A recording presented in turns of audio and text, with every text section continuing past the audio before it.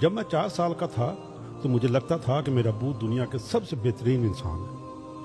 جب 6 سال کا ہوا تو مجھے یقین تھا کہ ابو سب کچھ جانتے ہیں، انہیں ہر چیز کا علم ہے۔ جب 10 سال کا ہوا تو مجھے لگتا تھا کہ ابو اچھے تو ہیں، بس ذرا غصے کے تیز ہیں۔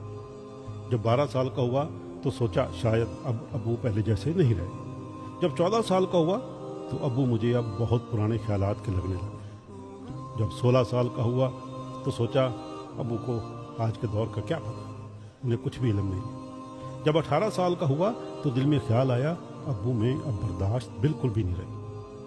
اور جب 20 سال کا ہوا تو مجھے یہ لگا کہ ابو کے ساتھ رہنا مشکل ترین کام ہے، اور حیرت ہوتی تھی مجھے امی پہ کہ امی بیچاری کیسے نبھاتی رہی۔ اور جب 25 سال کا ہوا تو لگتا تھا کہ ابو کو میری ہر بات پہ اور میرے ہر کام پہ اعتراض ہے۔ جب 30 سال کا ہوا تو سوچا ابو کے ساتھ اتفاق رائے ناممکن ہے، شاید دادا جان کو بھی ابو سے یہی شکایت رہی ہوگی۔ پھر جب 40 سال کا ہوا تو محسوس ہوا کہ ابو نے ہماری پرورش بہت اصولوں سے کی تھی، اور میں بھی اپنے بچوں کو اب ایسا ہی بنانا چاہتا ہوں۔ جب 45 سال کا ہوا تو بڑا تعجب ہوا کہ ابو نے ہم سب کو کیسے سنبھالا تھا۔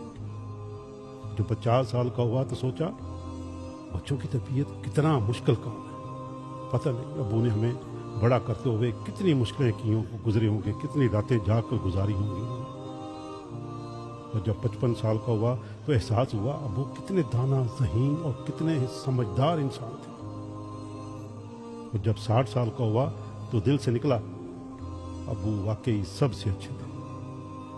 دوستو 56 سال لگ گئے، لیکن زندگی نے گھما کے وہیں لا کھڑا کیا جہاں سے سفر شروع ہوا تھا، کہ میرے ابو سب سے بہترین ہیں۔